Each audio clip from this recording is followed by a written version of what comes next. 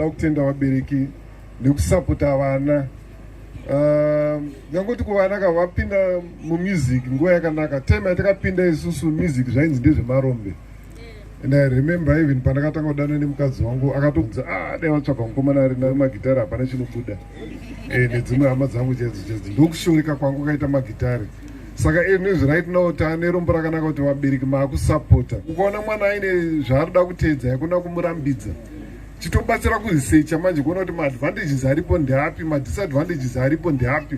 Mwana opinda asiri musaga, opinda music macho achiziva kuti kwakamira sei. Ende chimwe chandoda kutaura futi ndechekuti vana vari kuridza mbira nemarimba. Iyi music iri traditional. Kuna vazhinji vanotaura kuti ndezvemashavi, ndezvemudzimu, ndezvechii. Vofunga kuti maybe kuridza magitari, makeyboards, doma, instruments akadonha kudenga. Asi ukaresearcha muhistory ukaverenga unotoona kuti pakatotanga chechi ichitotanga makeyboards, magitari machi akatobhanwa nenyaya yekuti aishandiswa futi pamashavi evarungu. Ukaresearcha pane word rinonzi epiclesis rinoreva kushedza mashavi kwaitwa nevachena kunyika dzavo ikoko vachishandisa makeyboards, maorgan iwayo, magitari iwayo. Asi tozonzwa vazhinji muno mataura kuti zvembira zvemarimba izvi ndezvemashavi. Music ingori music. Hakuna music yakadonha kudenga.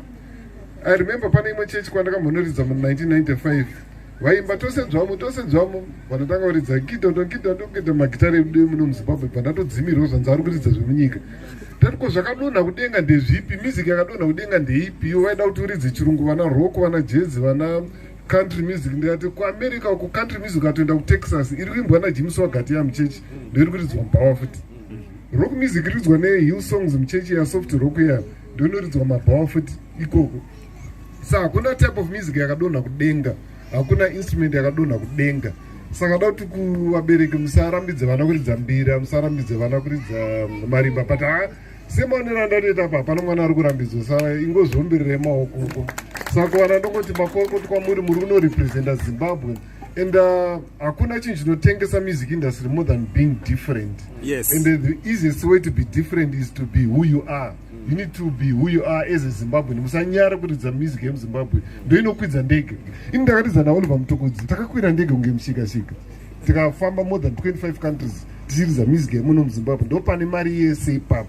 Saka dangoti makorokoti kwamuri munorepresenta Zimbabwe, makorokoti kwabereki mazvita. Thank you. So ndine mumwe zvekare aibheka japraise nanhasi anotobheka japraise. Anonzani? Stimy Stimela ndo maziro atinomuita handiti. Saka ndakumbira vasumuke vauye kumberi zvekare. So hama dzangu idzi ndakangodziudzawo kuti ndine kabhendi kangu kemarimba kada kuenda kuSouth Africa. Asi hatina mari yekuti vaende. Tinoda kuita ka-fundraising dinner. Ndokumbirawo muyo kuzondisapotawo. Ava mukoma wangu vakataiwa mufana wangu 2 minutes.